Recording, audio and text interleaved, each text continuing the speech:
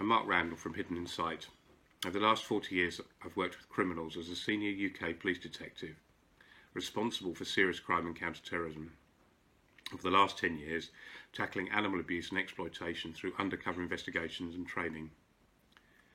I've seen many parallels and shared pathways between what's traditionally understood as serious and organised crime and activities such as dogfighting or hunting.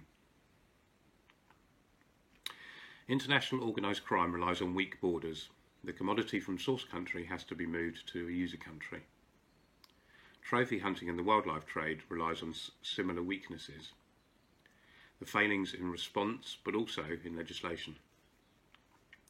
Criminals explain their actions by convincing themselves and others that they're justifiable. Dogfighters love their dogs, and trophy hunting is simply conservation.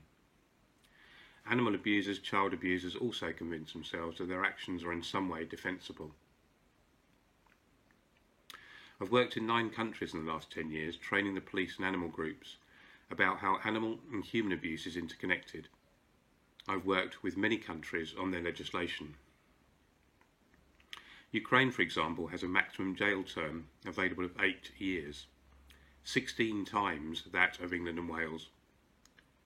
Years 5 to 8 can be given when children are present during the animal abuse.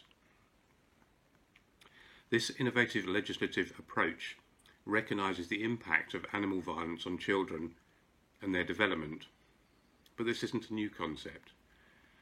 When children witness violence, either of animals or people, many studies show they're more likely to commit violence later in life. This isn't just academic research or Netflix. This is reality. In Dnipropetrovsk, Ukraine, in 2007, 3 young men captured and tortured street animals to their death and filmed the abuse. They then killed 21 people with a similar modus operandi, and I see linked crimes in each country all the time. Imagine a child who witnesses a violent hunt, a violent kill. Imagine a child indoctrinated that animal violence is justified. These may be the violent abusers of the future, the criminals that have learned how to exploit weak border legislation. I'm not a psychologist, but I have worked with hundreds of criminals over those 40 years. Child sex killers, serious criminals, terrorists, dogfighters.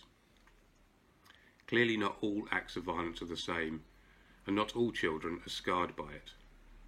But all the evidence suggests that enough are that it should be taken seriously, very seriously.